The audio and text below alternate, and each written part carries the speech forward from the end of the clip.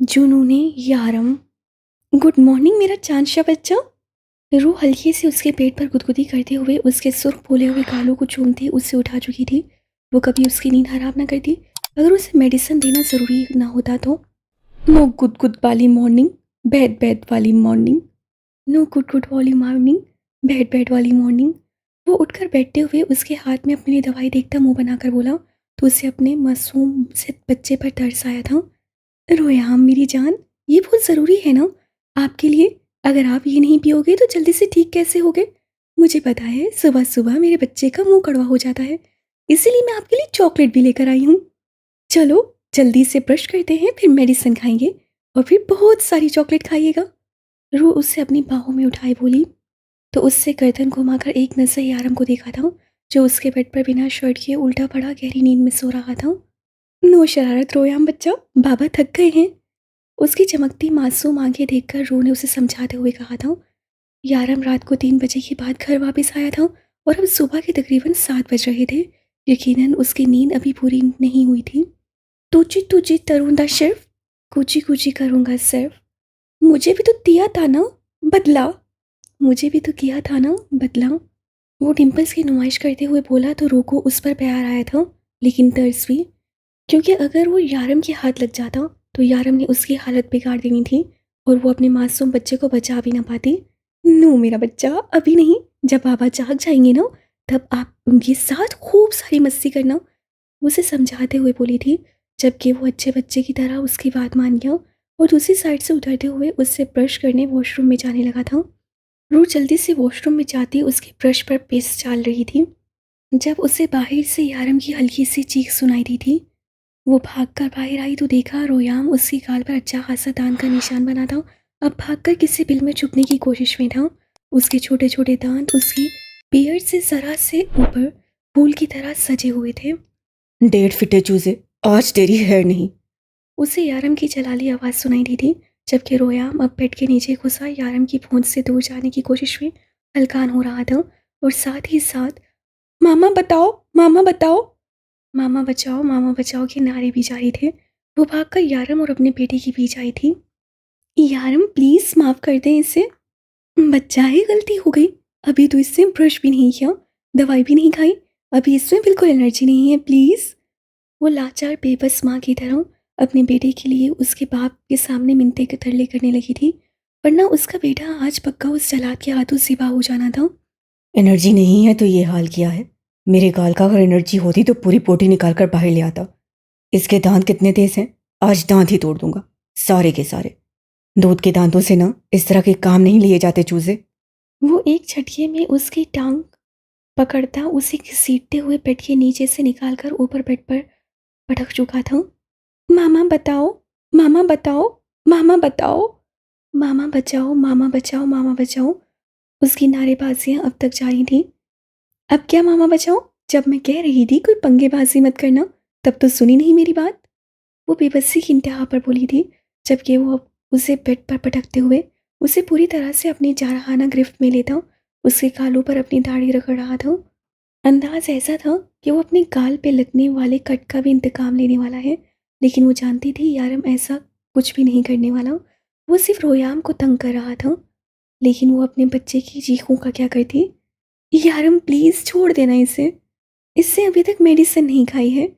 रू ने एक और कोशिश की थी यारम को समझाने की, जबकि वो उसे पूरी तरह से अपने शिकंजे में कैद किए उसकी गर्दन में अपना मुंह दिए हुए था। जबकि थोड़ी देर के बाद रोयाम की चूसे जैसी आवाज़, मामा बताओ, मामा बताओ, मामा बताओ, मामा बचाओ, मामा बचाओ आती थी और भी कहीं दब जाती थी। यारम ने रू की आवाज़ सुनने के बाद एक नज़र सर उठाकर अपने चूसे को देखा था और फिर पूछा, दवाई खा ली? राजकश बाबा, आप तोड़ोगे तो उठाऊंगा ना। राक्षस बाबा, आप छोड़ोगे तो खाऊंगा ना। मुंह का डिजाइन नाराजगी में बनाया गया था। हम्म। वो हंकारा भरता उसे गिरबान से पकड़ते हुए नीचे जमीन पे खड़ा कर गया था। वो उसके होश ठीक से ठिकाने लगा चुका था। उसकी गर्दन, चेहरा, गाल पूरी तरह से उसकी दाढ़ी की रगड़ से सुर्ख हो चुका था। उसकी हालत काफ़ी नाजुक थी। रू ने आगे बढ़ते हुए उसके लड़खड़ाते वजूद को थाम कर अपने सीने में छुपा लिया था, जबकि वो बेहद मासूमियत से उसके सीने में सर छुपा था। नाराज़गी से यारम को देख रहा था। छोटे छोटे होंठ रोने के लिए तैयार बाहर आ गए थे। यारम उसकी नाराज़गी की परवाह किए बगैर आंखें बंद करते हुए मुस्कुराता अपने डिम्पल्स की नुमाइश कर रहा था। यह अलग बात थी कि उसके डिम्पल्स पे उसके छोटे छोटे दांतों का निशान बहुत वाजिया था। बदला लूंगा, बदला लूंगा। रूह को अपने सीने से मिनमिनाहट सुनाई दी थी, जबकि जबकि इस डर से कि कहीं यारम ने उसका जुमला सुन न लिया हो, उसे मज़ीद खुद में छुपाती वॉशरूम में घुस गई थी। रूह उसे नहलाकर ब्रश करवाकर छोटे से बाथरूम में बाहर भेज चुकी थी, जबकि अब खुद इरादा उसके कपड़े निकालने का था। माशाल्लाह, मेरा बच्चा बड़ा हो रहा है। एक दफ़ा फिर से सारे कपड़े छोटे हो गए मेरे बेबी के। वो उससे कपड़े निकालते हुए साथ साथ उससे बातें कर रही थी, जबकि वो आराम से सोफे पर खड़ा निगाहें यारम के सोए हुए वजूद पर जमाए था। रोमी मेरा बच्चा, अब नो शरारत। पहले देखा ना बाबा ने क्या हालत की। बाबा से पंगा, हेल्थ के लिए नो चंगा। वो बेहद प्यार से उसे समझा रही थी, जबकि वो अपनी मासूम आंखें पटपटाता उसे अपनी मासूमियत दिखा रहा था। थोड़ी देर पहले जो कुछ उसके साथ हो चुका था, यारम के साथ पंगा तो एक नामुमकिन सी बात थी। हाँ, अगर कोई और होता तो, लेकिन वो रोयाम यारम कासमी था, जो इस दुनिया में आया ही यारम से पंगे लेने था। हाँ, वो रोयाम यारम कासमी था, यारम का वो वाहिद दुश्मन जिसका यारम कुछ भी बिगाड़ नहीं सकता था। रोयाम बेबी, मामा आपके लिए येलो शर्ट निकाल रही हैं। मामा के शहजादे पे येलो कलर बहुत प्यारा लगता है। वो उसके पास येलो शर्ट रखते हुए बोली, तो उससे भी बाकायदा शर्ट पकड़कर अपने साथ लगाई थी। मेरा प्यारा सा बच्चा, येलो शर्ट विद ये ब्लू जीन्स। वो खुशी खुशी अपने बच्चे के कपड़े निकालकर उसे बाहर ले जाने का इरादा रखती थी, फिर पीछे वाले डोर से उसके लिए जूते निकालने लगी थी, जब उसे एक दफ़ा फिर से यारम की आवाज़ सुनाई दी थी। वो हड़बड़ा कर उठा था, क्योंकि उसके छोटे शैतान ने पास बड़ा जग उठाकर यारम पर डाल दिया था, और अब अगले ही लम्हे वो जग ज़मीन पर रखता वहाँ से बाहर भाग गया था। रूह तो सब कुछ भूल भुलाकर अपने बेटे की जान बचाने भागी थी, क्योंकि यारम का इरादा कमरे से बाहर जाकर उसकी अकल ठिकाने लगाने का था। यारम नहीं, यारम प्लीज़, बच्चा है। रूह यारम का बाजू पकड़े उसे बाहर जाने से रोक रही थी, जबकि वो सीढ़ियों से नीचे उतरता अब सीधा शोनू के छोटे से घर में जा चुका था, जो उससे खुद ही कुछ दिन पहले उसके लिए खरीदा था। इस छोटे से डॉग हाउस में वो दोनों सारा दिन बैठकर मज़े से खेलते थे, और रोयाम के मुताबिक यारम यहाँ तक नहीं पहुँच सकता था। यारम प्लीज़ छोड़ दें, बच्चा है, गलती हो गई। आप तो बच्चे की जान लेने पे आ जाते हैं। आपने पंगा लिया ना, रात को वो सो रहा था, आपको क्या ज़रूरत थी उसे गुदगुदी करने की। उसकी नींद हराम की थी पहले आपने। ओह, तो बदला बदला खेल रहा है तुम्हारा बेटा। मैं उसे गुदगुदी करूंगा तो तुम्हारा चूजा आकर मुझे काटेगा। कुत्ते के साथ रह रहकर न उसकी हरकतें भी कुत्तों जैसी हो गई हैं। वो कुत्ता नहीं, शोनू है। रूह ने मासूमियत से कहते उसकी गर्दन में हाथ डालते उसे अपनी तरफ खींचा था। एक तो उसने किसी भी तरह की शर्ट नहीं पहन रखी थी, उसके सिक्स पैक्स और कसरती जिसामत उसके सामने थी। अगर तो वो शर्ट पहन के खड़ा होता तो वो शर्ट को खींचकर आसानी से उसे रोक लेती थी, लेकिन इस वक्त तो वो उसके हाथ ही नहीं आ रहा था। हाँ, वही कुत्ता शोनू तुम्हारे बेटे को भी अपनी तरह बना दिया। हालत देखो मेरी, क्या किया है उसने। पूरे का पूरा भिगो दिया है मुझे, और बिस्तर को भी। अब मैं कहाँ सोऊंगा। आज बचकर दिखा है तुम्हारा चूजा मेरे हाथों। आज नहीं छोड़ूंगा मैं उसे। वो एक दफ़ा फिर से बाहर की तरफ देख रहा था, जबकि रूह उसे खींचने की हर मुमकिन कोशिश कर रही थी। बस किसी तरह से रोयाम आज उसके हाथों से बच जाए। वैसे भी आज ही वो अपने काम से देर से वापस आया था, तो वो घर पे सो रहा था, वरना इस वक्त वो अपने काम पर होता था, और उसका बच्चा बिल्कुल महफूज हर तरफ खेल रहा होता था। मैं साफ़ करती हूँ ना, मैं अभी आपको साफ़ करके देती हूँ। आई ना, मैं अभी सारा बेड साफ़ कर दूँगी, आपकी नींद खराब नहीं होगी, प्लीज़। वो उसे खींचते हुए वापस अंदर लेकर आई थी, जबकि वो गुस्से से दरवाजे को घूर रहा था, जैसे दरवाजे के बाहर रोयाम उसे नजर आ रहा हो। वो अपनी नींद खराब होने पर अच्छा खासा बदमज़ा हुआ था। अपने से छोटे से चूजे से वो ऐसी उम्मीद नहीं रखता था। सिर्फ खुदकुदी का इंतकाम लेने के लिए उससे उसकी नींद खराब करती थी, वो भी एक दफ़ा नहीं, दो दफ़ा। हाँ, वो यारम कासमी का खून था, इंतकाम लेना फ़र्ज था उस पर, लेकिन अपने बाप से। वो रोयाम को इग्नोर करते हुए वापस आकर बेड पर बैठने लगा था, जब रूह को बेचैनी से उसका बेड साफ करते देखा। अपने बेटे के लिए उसकी हालत पतली हो रही थी। हालांकि अपने बेटे की शरारतें तो उसे नजर ही नहीं आती थी, क्योंकि उसका बच्चा तो मासूम था। बेड पर लेटे हुए उससे एक झटके से उसका बाजू पकड़कर उसे अपनी तरफ खींच लिया था। तुम्हारे बेटे ने मेरी नींद हराम की है। अब जब तक मुझे नींद नहीं आ जाती, यहीं मेरे पास मेरी बाहों में रहोगी तुम। यारम उससे खींचकर अपनी बाहों में कैद करते हुए बोला, तो उससे हैरत से एक नज़र दरवाजे की तरफ देखा था, जो यारम आते हुए बंद करके आया था। डोंट वरी, दरवाज़ा बंद है। तुम्हारा नमूना आकर नहीं देख पाएगा हमें। वो उसके चेहरे पर झुकता, उसके चेहरे के एक एक नक्श को चूमते हुए उसके लबों को अपने अंगूठे से सहला रहा था। ऐसे ना कहा करें, इतना मासूम सा तो है मेरा बच्चा। अगर आप पहले शरारत ना करें तो वो कुछ कहता भी नहीं है। वो मुंह बनाते हुए उसके सीने पर अपनी उंगली ट्रेस करते हुए बड़ी मासूमियत से बोली थी। तुम्हारा बेटा कितना मासूम है ये तुम भी जानती हो और मैं भी। मेरे ख्याल में हमें इस टॉपिक पर बहस करनी ही नहीं चाहिए। वो उसके लबों को देखता अपनी बात मुकम्मल करता। अब की दफ़ा उसके लबों पर अपनी कैद जमा चुका था, जबकि रूह भी फिलहाल हर तरह की सोचों से आज़ाद होती उसके नर्म और गर्म लम्स को महसूस करने लगी थी। वो बेहद नरमी से उसके नक्श को चूमता अपनी तशनगी मिटाने लगा। जब उससे गिर्द अपनी बाहों का हसार बनाती रूह ने एक नज़र सोफे की तरफ देखा था, जहाँ रोयाम की येलो शर्ट, जीन्स और वो जूते पड़े थे जो उससे अभी अभी निकाले थे। उसके लबों पर मुस्कुराहट बिखर गई थी। अपने बेटे के बाप की गैसो ख़स्ब को शांत करने के बाद उसे अपना शहज़ादा तैयार करना था। अपने बेटे को बाद में सोचकर मुस्कुरा लेना। वो उसका चेहरा अपनी तरफ करता उसके लबों को चूमते हुए बोला, उससे घूर कर उसे देखा था। गुर्बत के लम्हात में आज भी किसी तीसरे को बर्दाश्त नहीं करता था। रूह के लिए उसकी मोहब्बत बहुत अलग रूप अख्तियार कर चुकी थी। वो अपने बेटे और बीवी के प्यार को लेकर जुनूनी था। वो रूह के प्यार पर किसी तरह का कॉम्प्रोमाइज़ करने को तैयार ना था। उसे उसका बेटा उसकी जान से भी ज़्यादा अजीज़ था, लेकिन रूह के मामले में वो आज भी पहले दिन की तरह शिद्दत पसंद था। उसे इजाज़त थी मोहब्बत करने की। वो रोयाम से बेइंतहा प्यार करे। वो खुद भी रोयाम से इश्क करता था, लेकिन अपना हक भी वो सूद समेत लेता था। यहाँ तक कि रोयाम को दी गई किसी का भी वो हिसाब रखता था। घर में जगह जगह सीसीटीवी कैमरास लगे थे। वो उसके एक एक मूवमेंट पर आज भी नज़र रखता था। और सबसे ज़्यादा जो चीज़ उसकी नज़रों में आती थी, वो थी रोयाम को किए गए उसके सारे दिन के किस, जिसका इंतकाम वो रात को सूल समेत लेता था। और इस वक्त भी वो उससे अपने हिस्से का प्यार ही ले रहा था, क्योंकि सुबह सुबह वो उसके पास बैठी रोयाम को प्यार कर रही थी। अब उसकी बारी थी, और रूह जानती थी कि जब तक यारम पूरी तरह से अपना प्यार वसूल न कर ले, वो उसे जाने की इजाज़त हरगिज़ नहीं देने वाला। इसीलिए तो खामोशी से उसके गिर्द अपनी बाहों का हसार बनाए उसकी जानलेवा शिद्दतों को अपने नाजुक वजूद पर सह रही थी। शोनू, दानू शायद तो यहाँ नहीं आ सकती। हम पली तो बुला ले, तुम्हारा न्यू होम दिखाने के लिए। शोनू, जानू और साईं तो यहाँ नहीं आ सकती। हम परी को बुला लें तुम्हारा न्यू होम दिखाने के लिए। वो अपने छोटे से बाथरूम में बैठा उससे सवाल जवाब कर रहा था, जबकि शोनू ने अपनी दुम हिलाकर उसके आइडिया को सराहा था। तो फिर तलो आओ, हम परी तो फ़ोन करते हैं। हाँ तो फिर चलो आओ, हम परी को फ़ोन करते हैं। वो जल्दी से उसके घर से निकलते हुए फ़ोन के पास आया था।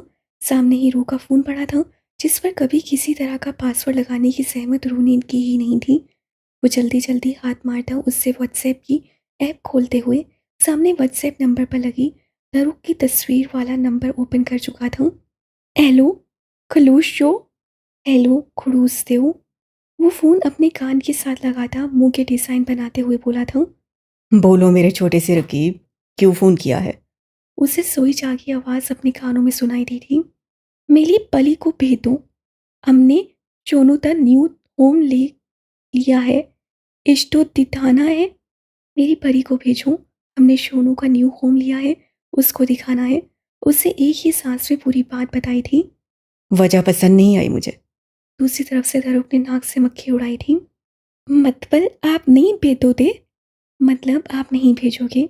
उसकी मासूमियत भरी आवाज़ उसके कान से टकराई तो दरुक के मुंह से बेसाख्ता माशाअल्लाह निकला था।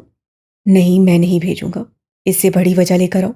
सिर्फ घर देखने के लिए इतनी दूर लेकर आऊं मैं उसे?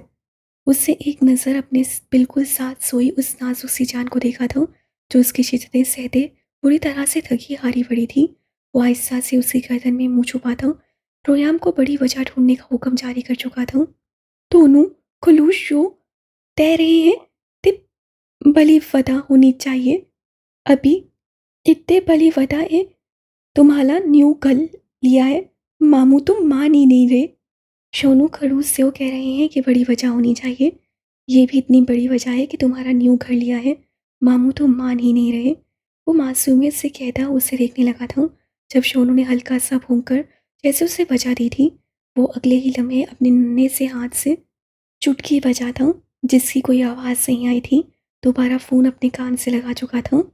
दोनों तब बर्थडे है, सोनू का बर्थडे है, उससे अगले ही लम्हे वजह दी थी।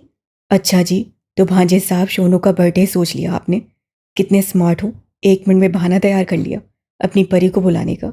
ठीक है, तुम्हारे सोनू के बर्थडे पार्टी में मैं इनवाइटेड हूँ या नहीं? उससे सवाल किया था। नहीं, रोयाम का बेसाख्ता जवाब आया। अच्छा जी, तो छोटे मियाँ अगर मैं शामिल नहीं हो सकता तो मेरी बीवी भी नहीं आ सकती। आप अपनी गर्लफ्रेंड किसी और को बना लें। उससे नाराज़गी से कहा था।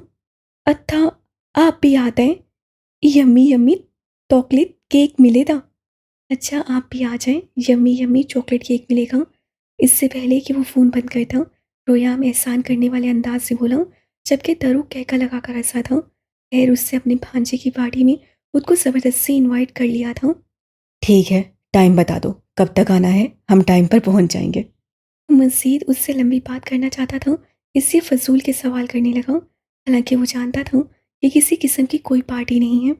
वो मामा बताएंगी, वो मामा बताएंगी। उससे जैसे सारा बिल रूह पर फाड़ दिया था। चलो ठीक है, ये अहम डिस्कशन मैं तुम्हारी माँ से कर लूँगा। आज ही पार्टी है? उससे एक और सवाल किया। हाँ, आदि है। हाँ, आज ही है। रोयाम ने फ़ौरन से जवाब दिया था। ठीक है, बाकी तफसील मैं तुम्हारे बाप से ले लूँगा। वो उससे बात करते हुए फ़ोन बंद कर चुका था, क्योंकि रोयाम कब से बात ख़त्म करने की कोशिश कर रहा था ताकि वो सोनू के साथ खेल सके। वो पूरी तरह से रूह के नाजुक से वजूद में गुम अपनी तलब पूरी कर रहा था, जबकि मुसलसल बजते फ़ोन ने अब की दफ़ा उसे गुस्सा दिला दिया था। उससे सुर्ख निगाहें उठाकर रूह के चेहरे की तरफ देखा, जिसने अगले ही लम्हे फ़ोन की तरफ इशारा किया। फ़ोन बज रहा था, इसमें उसका क्या कसूर था? तुम दोनों बहन भाई प्लानिंग तो नहीं करते हो कि जब मैं तुम्हारे करीब आता हूँ मेरा ये साला फ़ोन करना शुरू कर देता है? वो गुस्से से उसे घूर कर फ़ोन अटेंड करने लगा था, जबकि मौका पाते ही रूह फ़ौरन उसकी पनाहों से निकल गई थी। लेकिन उसे वापस लाने के लिए यारम की नीली निगाहों का एक इशारा ही काफ़ी था। उससे बस एक नज़र उसे देखा था और फिर खामोशी से वापस उससे करीब लेट गई थी। बोलो साले, सुबह सुबह और कोई काम नहीं है क्या? वो फ़ोन कान से लगाता उससे पूछने लगा था, जो चेहरे पर दिल फरेब मुस्कुराहट सजाए उसके चिढ़ने पर महसूस हुआ था। अरे यारम, मैं तो बस ये पूछ रहा था कि पार्टी कितने बजे है। ये ना हो कि मैं लेट हो जाऊँ। अगर लेट हो गया तो तुम्हारा बेटा मुझसे नाराज़ हो जाएगा ना। उससे मासूम बनते हुए कहा, तो पार्टी का जिक्र सुनकर उससे रूह को देखा। कौन सी पार्टी? उससे हैरत से पूछा, जबकि उसके सवाल पर जहाँ रूह हैरान हुई थी, वहीं तारुक कहका लगाकर हंसा था। अरे जीजू, तुम्हारे घर तुम्हारे कुत्ते की बर्थडे पार्टी है। तुम्हारे बेटे ने स्पेशली इनवाइट किया है मुझे। पार्टी में यमी यमी चॉकलेट केक भी मिलेगा। उससे तफसील बताई थी। क्या सच में इतने बुरे हालात आ गए हैं मेरे कि मैं उस कुत्ते की बर्थडे मनाऊंगा? अब की दफ़ा वो रूह को देखते हुए बोला था, जबकि उसकी बात सुनकर रूह भी हैरान थी। अभी 2 हफ्ते पहले ही तो रोयाम ने उससे ज़बरदस्ती केक बनवाया था और कहा था कि सोनू की बर्थडे है। सोनू की बर्थडे इतनी जल्दी वापस आ गई। इतनी जल्दी तो खुद रोयाम की बर्थडे वापस नहीं आती थी, जिसको हर माह बर्थडे केक चाहिए होता था।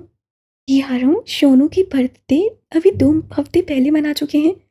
रूह ने उससे याद करवाया था उसकी बर्थडे पार्टी पर रोयाम के सारे ट्वाइस भी इनवाइटेड थे।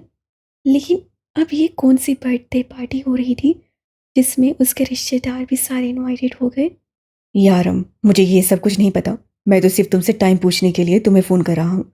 कितने बजे आऊँ मैं बर्थडे पार्टी पर? 5 बजे आ जाऊँ क्या? अब की दफ़ा सवाल किया गया था। हाँ, आ जाओ। अब इस घर में कुत्ते की बर्थडे पार्टी पर इंसान इनवाइटेड होंगे। आ जाना पूरे 5 बजे। वो फ़ोन रखते हुए बात खत्म कर गया था, जबकि रूह उसके कसरती वजूद में छुपी मुस्कुरा रही थी। कितना अच्छा है ना मेरा बच्चा। कितने दिनों से हम सब ने गेट टुगेदर नहीं किया, इसी बहाने सबको बुला लेंगे और मेरे साथ मेरे बच्चों की ख्वाहिश भी पूरी हो जाएगी। उसके लिए यमी यमी सा चॉकलेट केक भी बना लूंगी। वो खुश होते हुए बोल रही थी, जबकि यारम कंधे उचका चुका था। मतलब सच में अब इस घर में एक कुत्ते की सालगिरह मनाई जाएगी। डेविल, प्लीज़, प्लीज़ एक दफ़ा, मैं सिर्फ तुमसे एक दफ़ा मिलना चाहता हूँ। ये बात मैं मिलकर ही तुमसे कर सकता हूँ। फ़ोन पर ये बात तुम्हें बताना मेरे लिए बहुत मुश्किल है। प्लीज़ मुझे समझने की कोशिश करो। सिर्फ एक बार मुझसे मिल लो। देखो मेरी जान को खतरा है। कभी भी वो लोग मुझे मार डालेंगे। मेरे पास कुछ भी नहीं है जिससे मैं अपनी हिफाजत कर सकूं। लेकिन मरने से पहले वो सारे सबूत तुम तक पहुंचाना मेरे लिए बहुत ज़रूरी है। देखो डेविल, मैं जानता हूँ मैंने बहुत गुनाह किए हैं, मैंने बहुत गलत किया है, लेकिन इस दफ़ा मैं गलत नहीं हूँ। सिर्फ एक दफ़ा तुम मुझसे मिल लो। मैं तुमसे वादा करता हूँ मैं तुम्हें आइंदा कभी डिस्टर्ब नहीं करूँगा। मैंने बहुत मुश्किल से तुम्हारा फ़ोन नंबर हासिल किया है। वो आदमी बोले जा रहा था जबकि मोबाइल अपने कान से लगाए वो सामने स्विमिंग पूल में नहाते रोयाम और शोनू को देख रहा था, जो पूरी तरह से एक दूसरे में मगन थे। चलो रोयाम बेबी बाहर आ जाओ, बस इतनी स्विमिंग काफ़ी है आपके लिए, सर्दी हो जाएगी। चलो आओ शोनू। थोड़ी ही देर में रू ने उन दोनों को बाहर निकलने के लिए कहा था। लाइट पिंक कलर की घुटनों से ज़रा नीचे जाती फ्रॉक के साथ चूड़ीदार पजामा और उसके ऊपर लंबा सा दुपट्टा, जो इस वक्त सिर्फ उसने गले में डाल रखा था। बालों को उससे चोटी की सूरत पीछे कैद किया हुआ था, लेकिन फिर भी चेहरे पर बहुत सारे बालों ने अपना फेरा जमाया था। उसके बालों को देखते हुए अचानक ही उसे लैला पर गुस्सा आया था। हाँ, वो उसे ज़बरदस्ती पॉलर लेकर गई थी, यानी उसने उसके बाल कटवाए थे। वो तफसील से उसका जायज़ा ले रहा था।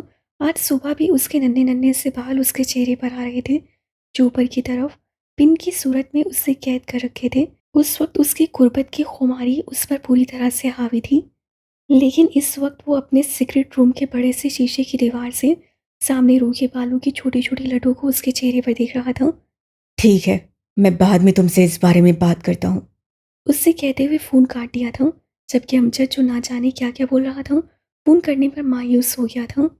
मामा प्लीज़ वॉशरूम खोल दो, अब नहीं करेंगे शरारत, प्लीज़ पापा को माफ़ी दे दो। वो दोनों दरवाजे पर खड़ी उसकी मिन्नतें कर रही थीं, जबकि वो आराम से किचन में नाश्ता बनाते उनकी बातों को पूरी तरह से इग्नोर करते हुए अपने कान में हेडफोन्स लगा चुकी थी। मामा, प्यारी मामा, आपसे काम नहीं होता ना, लाइए मैं आपको पराठों के लिए पेड़े बना कर देती हूँ।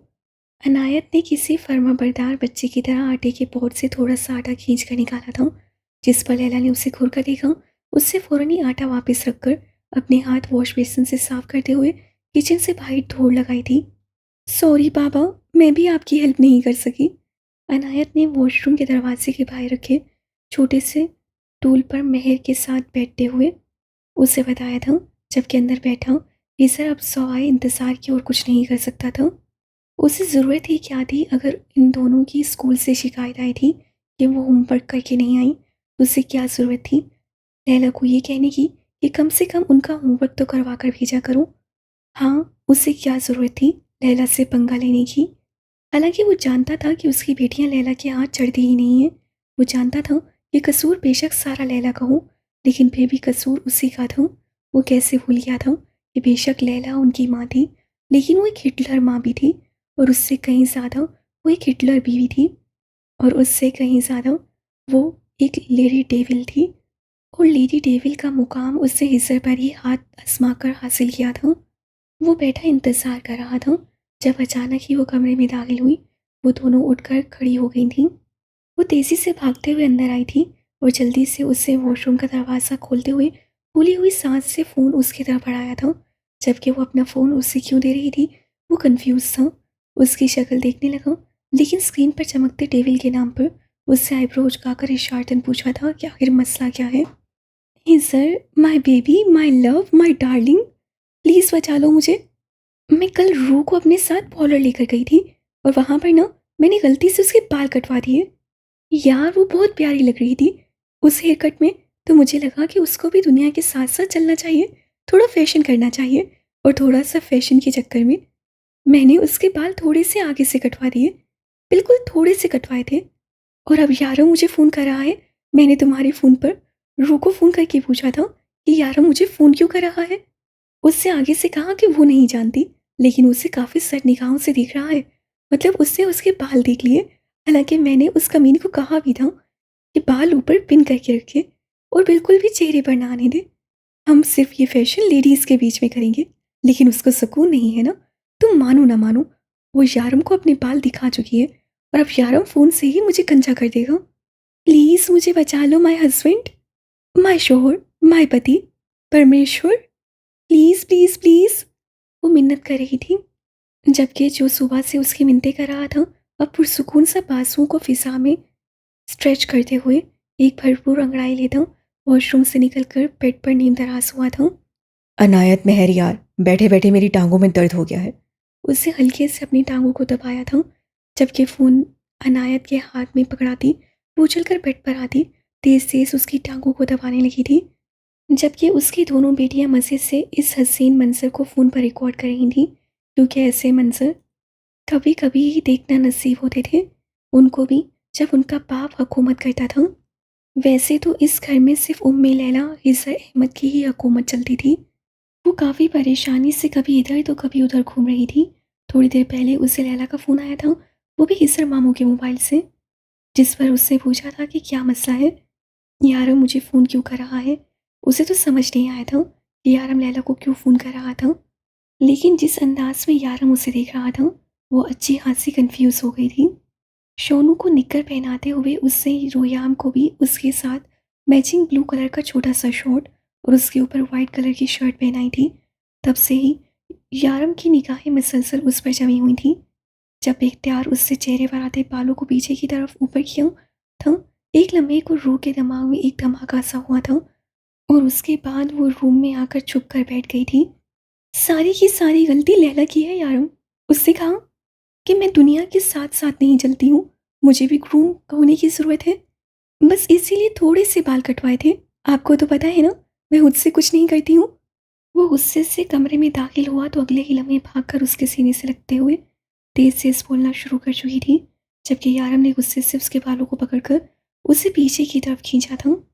जब तक इन बालों की लेंथ वापस उतनी नहीं हो जाती तब तक मेरे मुंह लगने की ज़रूरत नहीं है।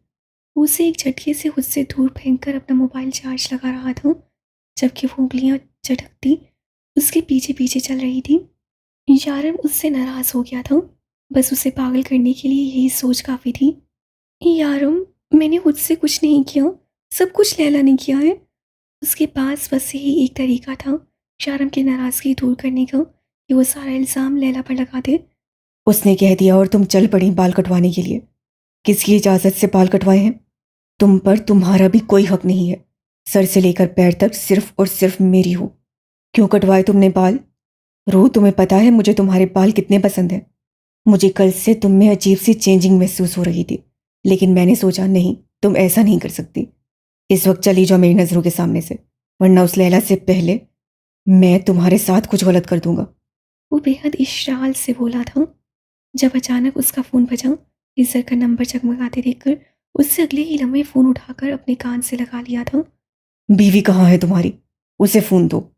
वो बेहद गुस्से से दौड़ा था, जबकि उसकी धाड़ की आवाज़ सुनकर रोयाम, जो छोटे छोटे कदम लेकर चोरी चोरी कमरे की तरफ आ रहा था, फ़ौरन से वापस नीचे भाग गया। यारम, तुम्हें पता है ना, लैला का दिमाग हमेशा खराब ही रहता है। वो कुछ न कुछ उल्टा सीधा करती रहती है। मेरे ख्याल में तुम्हें उसे माफ़। हेजर, तुम्हें सच में लगता है कि मैं तुम्हारी बात मानकर उसे छोड़ दूंगा? वो उसकी बात काटते हुए बोला। नहीं, मुझे हरगिज़ ऐसा नहीं लगता, लेकिन मैं कोशिश कर रहा हूँ। मेरी बीवी मेरी बहुत हिदमतें कर रही है, और तुम्हें पता है वो हिदमतें सिर्फ अपने मतलब के लिए ही करती है। हेजर, मैं कुछ नहीं जानता। लैला से कहना कि मेरी आंखों के सामने उसका एक बाल भी नहीं आना चाहिए, क्योंकि अगर मेरी आंखों के सामने उसका एक बाल आया तो मैं उसे गंजा करने में एक सेकंड नहीं लगाऊंगा। उसकी हिम्मत कैसे हुई मेरी बीवी के बाल कटवाने की? उसे एक बात कह देना कि अपने फैशन अपने पास रखे, मेरी बीवी तक लाने की ज़रूरत नहीं है, वरना उसको उसके फैशन समेत कब्र में उतारूंगा। वो बोल रहा था, जबकि स्पीकर पर वो उसकी बात सुनकर सर पर स्कार्फ ले रही थी, ताकि उसका एक भी बाल यारम की नज़र से ना गुजरे, क्योंकि वो जानती थी वो अपनी बात का पक्का है। उसका एक भी बाल गलती से उसे नजर आ गया तो उससे गंजा कर देगा। चलो यार मासूमा, यारम की घर पार्टी है, शोनू की बर्थडे की खुशी में। हम भी इनवाइटेड हैं, चलो चलते हैं। वो फ्लैट में दाखिल होते हुए मासूमा से कहने लगा था, जो किचन में खड़ी मुशारफ का दूध बना रही थी। आज उसका मूड कुछ ऑफ था। सुबह भी उसकी तबीयत कुछ ख़राब लग रही थी और इस वक्त भी उसकी तबीयत ठीक महसूस नहीं हो रही थी। पिछले 3-4 महीनों से उसका मूड वैसे ही बहुत ख़राब रहने लगा था। नहीं, मेरा मूड नहीं है, तुम ऐसा करना, मुशारफ को अपने साथ ले जाना, मैं घर पर ही रहूँगी। वो दूध मुशारफ को पकड़ा कर बोली थी, जबकि मुशारफ अपनी बोतल मुंह से लगाता भागकर बेड पर जाकर ले दिया था। यार मासूमा, क्या हो गया है तुम्हें? मैं नोट कर रहा हूँ पिछले 3-4 महीनों से तुम ज़रूरत से ज़्यादा ही उदास रहने लगी हो। यार, वो हमारे हिस्से की औलाद नहीं थी। हमारे नसीब में उसका आना लिखा ही नहीं था। शायद वो वजूद दुनिया में आने के लिए बना ही नहीं था। आई नो तुम मिसकैरेज को कबूल नहीं कर पा रही हो, लेकिन लेकिन क्या शारिफ, मुझे नहीं समझ में आ रहा। और हमारे साथ ही क्या हो गया है मासूमा? खुदा ना खास्ता हम बेऔलाद तो नहीं है। अल्लाह पाक और भी बच्चे दे देगा। थोड़ा सब्र रखो। तुम बहुत जल्दबाजी कर रही हो। अभी तो मुशारिफ इतना छोटा सा है। कितने लोग होते हैं जिनका सिर्फ एक ही बच्चा होता है। अब तुम यारम और रू को ही देख लो। मुझे किसी को नहीं देखना शारिफ। रू दोबारा माँ नहीं बन सकती, इसलिए उनका एक बच्चा है। मुझे ऐसी कोई प्रॉब्लम नहीं है। मुझे बच्चा चाहिए, लेकिन हमारा नहीं हो रहा। मुझे एक बच्चा नहीं चाहिए। मेरा बच्चा दिन में 1000 दफ़ा मुझसे पूछता है, मामा मेरी बहन कब आएगी। वो बड़ा हो रहा है, लेकिन उसके जहन में वो 7 महीने पहले वाली बात अब भी महफूज है। हमने उसके जहन में ये चीज़ डाली थी ना कि उसका बहन या भाई आने वाला है। हमने उसको मेंटली तैयार किया था ना इस चीज़ के लिए। और अब हम उससे ये नहीं बता सकते कि उसका बहन या भाई दुनिया में आने से पहले ही मर चुका है। अब की दफ़ा मासूमा कहते हुए मायूस हो गई, तो शारफ उसे देख कर रह गया था। उसे समझ नहीं आ रहा था कि मासूमा इतना ज़्यादा क्यों सोचने लगी थी। वो कहाँ उन सब बातों पर गौर करती थी, लेकिन पिछले कुछ वक्त से उस पर दूसरे बच्चे का ऐसा भूत सवार हुआ था। क्या वो उन चीज़ को लेकर टेंशन लेने लगी थी। वो अपने काम पर भी ठीक से ध्यान नहीं दे रही थी। इसको देखते हुए यारम ने उसे 1 महीना रेस्ट करने के लिए कहा था, लेकिन उसके रेस्ट करने का भी कोई खास फ़ायदा नहीं हो रहा था, क्योंकि घर आने के बाद भी उसकी सोच दूसरे बच्चे पर ही अटकी हुई थी। मामा और दुद्दू। मुशारिफ अपनी फीडर लेकर वापस किचन में हाजिर था, जब तक कि अब की दफ़ा मासूमा ने मुस्कुराकर उसकी बोतल भरते हुए उसे अपनी बाहों में बड़ी मुश्किल से उठाया था। इतना मोटा गोलगप्पा बच्चा था उसका। उसकी बीवी आसानी से उठा नहीं पाती थी, और उसे दूसरे बच्चे की भी चाह थी। ये मेरे बगैर सोएगा नहीं। तुम्हारी रोटी बना कर रख दी है, सालन तुम खुद गर्म कर लेना। रू के घर पार्टी है, हम उधर जा रहे हैं। तैयार हो जाओ। इस गोलगप्पे को भी सुलाने की ज़रूरत नहीं है। क्यों मोटे, शोनू की बर्थडे पार्टी पर जाएगा? उसके पीछे आते हुए उससे कंधे से लगे मुशारिफ को देखते हुए बोला था, जिससे जोर से शोर से हाँ में सर हिला दिया। जबकि अब की दफ़ा मासूमा भी इनकार नहीं कर पाई थी। हाँ, वो अपनी वजह से अपनी फैमिली को परेशान नहीं कर सकती थी, और वो जानती थी कि मुशारिफ उसकी ज़रा सी परेशानी पर रोने जैसा हो जाता था। एक ज़रूरी काम के लिए ऑफिस जा रहा हूँ तुझे। अपनी माँ को बता देना, शाम से पहले पहले लौट आऊँगा। वो रूम से निकलते हुए रोयाम को देखते हुए बोला था, जबकि रोज उसे मनाने की कोशिश में कुछ अच्छा सा बना रही थी। उसकी नाराज़गी भरी आवाज़ पर मज़ीद परेशान हो गई। यारम, आप मुझसे नाराज़ हैं? वो किचन से निकलती तकरीबन रोने वाली आवाज़ में बोली थी। अरे, मैं कौन नाराज़ होने वाला रू बेबी? तुम तो अपनी मर्जी करने वाली लगी हो। बाल कटवाओ, मेकअप करो। बल्कि वो क्या करती हैं लड़कियाँ, शॉर्ट स्कर्ट्स भी पहनो। जो दिल में आए करो, कम से कम मेरे सामने मत आओ। वो हेस व गज़ब की कैफियत में बाहर निकलने को था। रू बेबी, आपने बाल टकाए? रू बेबी, आपने बाल कटवाए? रोयाम भी भाग कर आता नाराज़गी से पूछने लगा। रोयाम, वो मैं। नो लोयाम, नलाजे, नो बात। कट्टी, बाबा मेरे को भी साथ लेते दाओ। नो रोयाम, नाराज़ है। नो बात कट्टी, बाबा मुझे भी साथ लेके जाओ। वो नाराज़गी से कहता यारम के साथ ही बाहर निकल गया था, जबकि शोनू भी नाराज़ नाराज़ ही लग रहा था। लैला की बच्ची, तुम गंजी हो जाओ। मुझे नहीं करने तुम्हारी तरह फैशन। मेरा शोनू मुझसे नाराज़ हो गया। हाय, मेरा बच्चा मुझसे नाराज़ हो गया है। मेरे यारों, अल्लाह जी मेरे बाल वापस जोड़ दें। गलती होगी मुझसे, आइंदा कभी नहीं करूँगी। वो बस दुआ ही कर सकती थी, क्योंकि और कुछ करना तो उसके बस से ही बाहर था। वो चॉकलेट केक बना रही थी, सो उसी की तरफ मतवज्जा हो गई। बाकी तो सारी चीज़ें बाहर से ही आनी थी, क्योंकि यारम का ऑर्डर था कि वो किचन में कम से कम वक्त गुजारे। और वैसे भी वो सिर्फ रोज़मर्रा का खाना बनाने की इजाज़त उसे दे देता था। यही बड़ी बात थी, वरना यारम का बस चलता तो उसे बिस्तर से ही न उठने देता। रोयाम यारम की गोद में बैठा स्टीयरिंग घुमाए जा रहा था, जबकि आंखों पर छोटा सा काला चश्मा था जो उसे बहुत ज़्यादा जाज़बे नज़र बना रहा था। बाबा, हम मामा से बात नहीं करेंगे। पत्ते पत्ते नलाज। बाबा, हम मामा से बात नहीं करेंगे। पक्के पक्के नाराज़ वो जोर से गाड़ी का स्टीयरिंग घुमाता गुस्से से बोला था। ओए चूजे, खबरदार जो मेरी बीवी को तंग किया। उससे नाराज होने का हक सिर्फ मैं रखता हूँ। तेरी तो मुझे है। उससे लाड लेता है फिर भी नखरे करता है। तेरा कोई नुकसान नहीं किया है उसने, मेरा किया है, तो उससे नाराज नहीं हो सकता। वो उससे आंखें दिखाते हुए बोला। तो रोयाम ने जरा सोचने की एक्टिंग की थी। मतलब मैं रोंद रोंद नाराज हो गया। मतलब मैं रोंग रोंग नाराज हो गया। और नहीं तो, मेरी नकल करने से फुर्सत मिले तो पता चले ना कि क्या करना है और क्या नहीं करना। वो जैसे उसकी चोरी पकड़कर बोला था। हाँ, हकीकत तो यही थी कि यारम उससे नाराज था, इसीलिए वो भी नाराज हो गया था। वजह तो उसको पता ही नहीं थी। अब बाल काटने से क्या होता, ये रोयाम को क्या पता। मैं शोली बोलूँगा, किसी डरूँगा, और बस लोयाम मामा लाजी लाजी। मैं सॉरी बोलूँगा, किसी करूँगा, और बस रोयाम मामा राजी राजी। वो फौरन ये किस्सा तमाम करने का सोच चुका था, जबकि यारम जो कब से बंद गाड़ी में बैठा किसी का इंतजार कर रहा था, उसकी स्टीयरिंग घुमाने पर बाहर की तरफ देखने लगा, जबकि रोयाम जोरों शोर से गाड़ी चलाने में मसरूफ था। ये अलग बात थी कि उनकी गाड़ी जहाँ कहीं नहीं रही थी। सामने एक काली गाड़ी से निकलते आदमी ने भागते हुए उसकी तरफ दौड़ लगाई थी, जबकि वो रोयाम को गाड़ी के अंदर ही बिठाकर चाबी निकालता बाहर निकल गया था।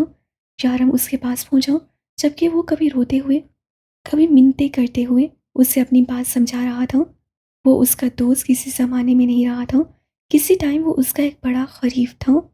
यारम ने उसे बहुत समझाया था वो अपने कामों से तौबा कर ले, लेकिन नहीं, उससे हमेशा पैसे के पीछे भागना ज़रूरी समझा था। लेकिन आज उसे उसके अपने ही दोस्त धोखा दे चुके थे। वही उसे मारने की कोशिश कर रहे थे, जबकि उसके पास ऐसा बहुत कुछ था जो उन लोगों को इबरत का निशान बना सकता था। उससे यारम को कुछ यूएसबी ड्राइव्स और फाइल्स दी थी, जिनमें उन लोगों के खिलाफ बहुत सारे सबूत थे। ठीक है अमजद, अब तुम जाओ, जहाँ छुप सकते हो छुप जाओ। तुम्हारी हिफाजत मेरी जिम्मेदारी नहीं है, लेकिन इस केस से जो बेगुनाह लोग जुड़े हैं उन सबको मैं बचाऊंगा, बेशक वो तुम्हारा अजीज ही क्यों ना हो। वो अपनी बात मुकम्मल करता वापस अपनी गाड़ी की तरफ आया था, जिसमें बैठा रोयाम जोर जोर से हॉर्न बजा रहा था, जबकि उसे बार बार ऐसा महसूस हो रहा था कि कोई वहाँ मौजूद है जो उसे देख रहा है। शायद यहाँ होने वाली कार्रवाई पर भी उसकी नज़र थी। यारम अपनी गाड़ी की तरफ आता उस वजूद को पूरी तरह से नज़रअंदाज कर रहा था, क्योंकि उसे किसी से कोई मतलब नहीं था। जब अचानक एक धमाका हुआ था, यारम ने पलट कर देखा। काफ़ी फासले पर वो गाड़ी आग की लपेट में आ चुकी थी। उस गाड़ी का रेसा रेसा बिखर चुका था। यारम ने अपने कदमों में जरा सी तेजी लाते हुए रुख अपनी गाड़ी की तरफ किया, क्योंकि गाड़ी में बैठा रोयाम अचानक होने वाले धमाके पर यकीनन घबरा गया था। बाबा था। उसने गाड़ी का दरवाज़ा खोला तो वो दोनों आंखें पूरी तरह से खोले, काले गॉगल्स को अपने हाथ में पकड़े, उसे जैसे सिचुएशन समझाने की कोशिश कर रहा था। उससे आहिस्ता से रोयाम को उठाकर अपने सीने में भेजा था। हाँ, वो अंकल खेल रहे हैं। मेरी जान, मामा को बताने की ज़रूरत नहीं है। वो उसके गालों को चूमते हुए यूं ही उसे अपने सीने से लगाए गाड़ी में बैठा। गाड़ी स्टार्ट कर चुका था। रोयाम डरा हुआ या घबराया हुआ हरगिज़ नहीं था। वो बिल्कुल रिलैक्स था। लेकिन हैरत की बात यह थी कि वो आदमी मरने से पहले उसे बहुत कुछ देकर गया था।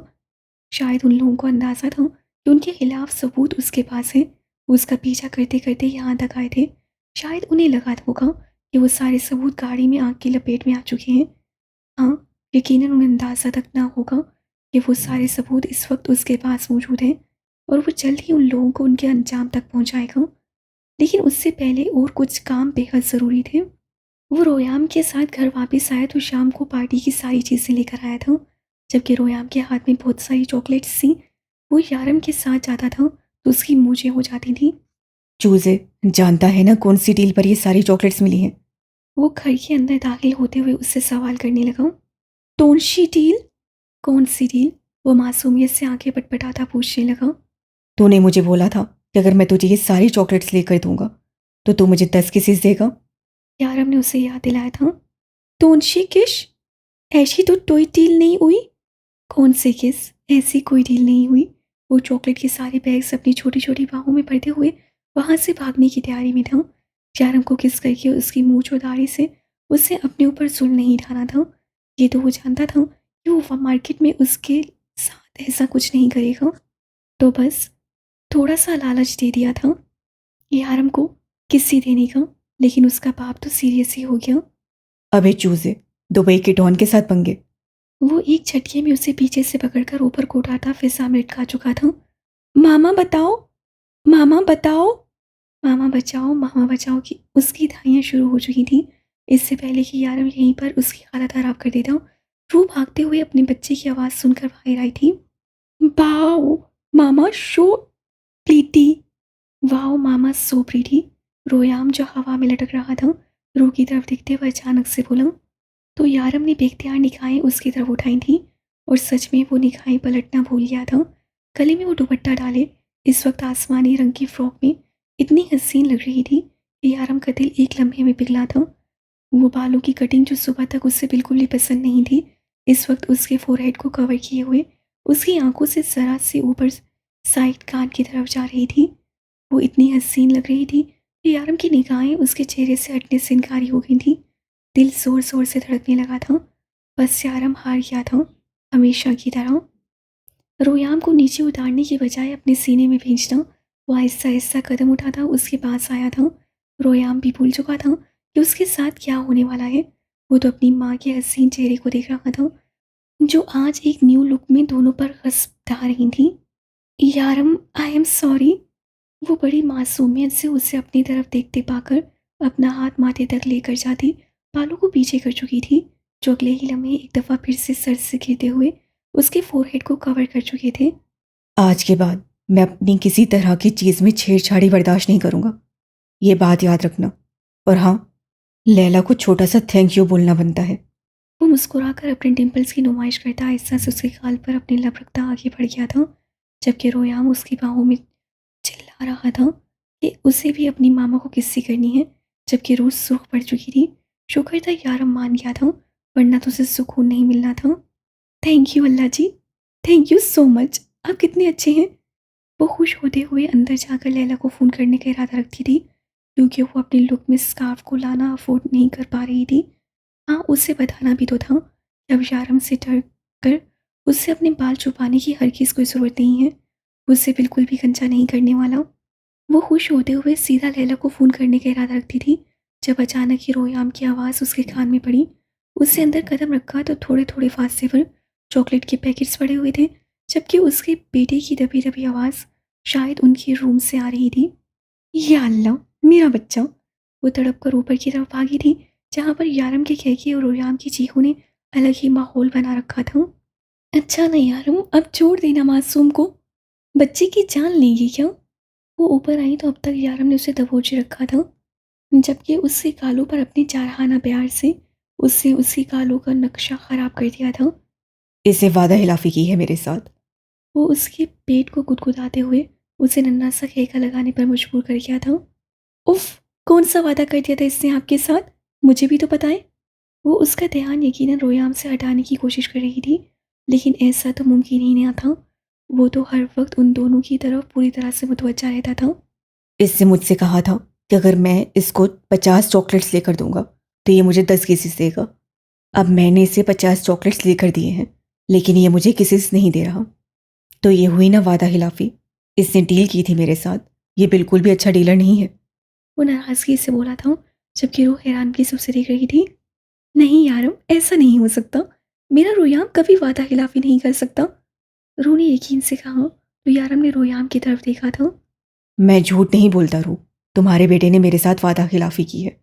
यारम ने बड़ी मस्कीन सी शक्ल बनाते हुए उसे बताया।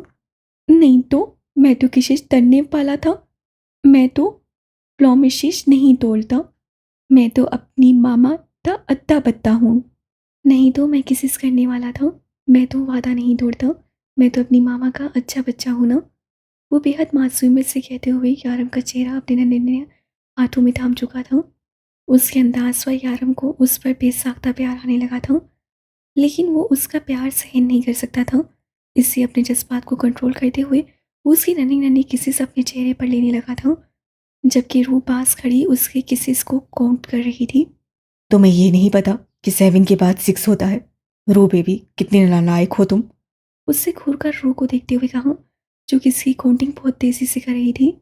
नहीं दी, 7 के बाद 8 होता है। नहीं जी, 7 के बाद 8 होता है। वो फ़ौरन से बीच में बोल पड़ा था, जबकि उससे रूह को फिर से घुरा